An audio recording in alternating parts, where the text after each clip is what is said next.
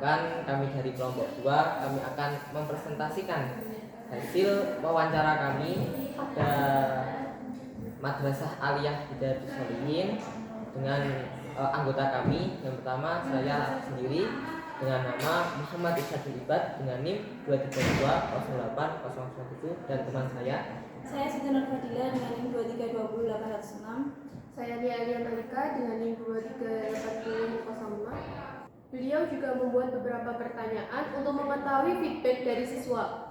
Ketika siswa mampu menjawab pertanyaan dari beliau, maka beliau menyatakan bahwa pengajaran beliau telah sukses. Dan sebaliknya, ketika siswa tidak bisa menjawab pertanyaan dari beliau, maka dinyatakan harus ada perbaikan atau pengulangan dari pembelajaran tersebut. Selama mengajar, beliau menerapkan pengulangan materi sebelum akhir sesi mengajarnya dengan menggunakan evaluasi dari pemahaman siswa selama KPM pada hari itu. Untuk mengasah siswa berpikir kritis, beliau menggunakan metode diskusi tersebut. Beliau juga memberikan kebebasan bagi siswanya untuk belajar secara mandiri sesuai dengan metode belajar yang nyaman dipakai.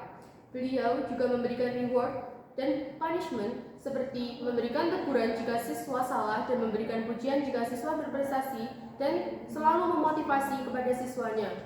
Beliau memberikan materi dan metode pembelajaran yang sesuai dengan jenjang kelasnya masing-masing. Setelah kami menelaah hasil dari wawancara narasumber pertama, kami menyimpulkan bahwa beliau memakai teori konstruktivisme dalam mengajar karena terdapat beberapa prinsip yang mengarah pada teori ini. Prinsip-prinsip itu adalah sebagai berikut. Yang pertama, kebebasan beliau membebaskan para siswanya untuk berdiskusi dan berpikir dalam berpendapat secara bebas. Kemudian beliau juga berprinsip pada keaktifan, yakni pada sesi diskusi atau adanya interaksi pada para peserta didik. Metode yang beliau pakai ini memberikan pengalaman langsung dan juga hasil atau kesimpulan dari diskusi tersebut. Kami juga mewawancarai narasumber kedua, yakni dengan Ibu Lutfian Aini S.Hum. Dia sebagai guru sejarah kebudayaan Islam pada Madrasah Aliyah Hidayatus Sholihin. Kami mendapatkan hasil dari wawancara beliau. Yang pertama adalah metode yang dipakai beliau adalah pembelajaran menggunakan audiovisual. Jadi beliau ini memberikan video kepada siswanya, lalu meminta siswa yang diajarkan untuk menganalisis video sendiri. Yang kedua, metode ini dianggap efektif menurut beliau karena yang video ini dapat memahamkan materi tentang sejarah. Yang ketiga, terdapat kelebihan video ini dapat menggambarkan peristiwa yang ada dalam materi tersebut. Tetapi ada kekurangannya, yakni ketika menggunakan video menurut beliau ini membutuhkan waktu yang cukup lama. Selanjutnya, dengan penggunaan metode pengajaran ini, peran media pembelajaran seperti gambar dan video sangat dapat memancing wawasan siswa dan memicu keaktifan siswa di kelas. Dan interaksi antara guru dan siswa sangatlah penting karena menurut beliau lewat interaksi tersebut beliau dapat mengetahui kemampuan setiap siswa yang diajarnya. Selama mengajarkan menggunakan metode ini, beliau hanya memberikan tugas mereview video. Meskipun selama mengajar beliau menggunakan buku. Hanya metode yang beliau ajarkan dapat mengetahui kemampuan dari peserta didik dan juga akan adanya interaktif pada murid. Beliau menggunakan metode audiovisual karena menurut beliau ini yang sangat pas atau sangat pantas untuk sejarah karena beliau mengulang sejarah. Selanjutnya beliau juga menyesuaikan kebutuhan dalam mengajar di bidang sejarah. Beliau juga mengalami kesulitan dalam pembelajaran yang beliau lakukan karena ada beberapa siswa yang tidak bisa menggunakan audiovisual. Selanjutnya dalam pendekatan baru beliau pernah melakukan pembelajaran yang dimana siswa ini diberi tugas untuk mencari referensi sendiri tanpa adanya bimbingan dari beliau.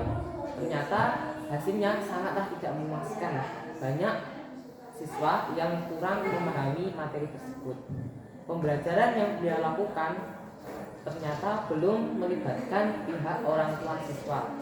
Selanjutnya hasil ujian menurut beliau itu tergantung pada siswa tersebut. Ketika siswa tersebut memanglah memerhatikan video tersebut, maka siswa tersebut akan memahami materi tersebut. Tetapi sebaliknya, ketika siswa tersebut tidak memahami materi, maka siswa tersebut akan mendapatkan hasil ujian yang seperti itu.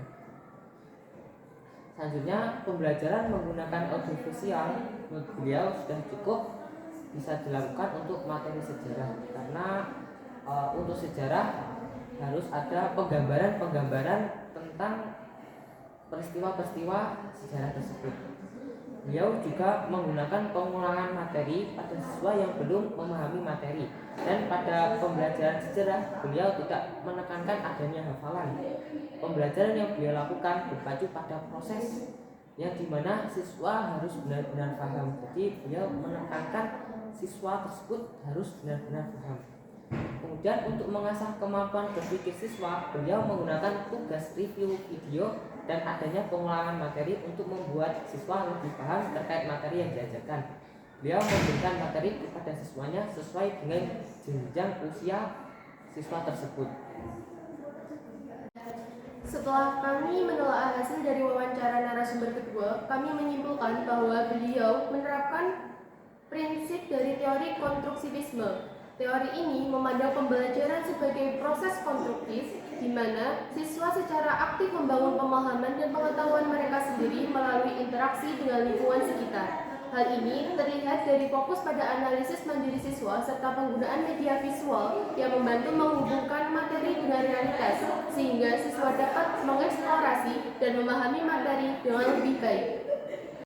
Sekian dari kami, kurang lebihnya mohon maaf. Wassalamualaikum warahmatullahi wabarakatuh.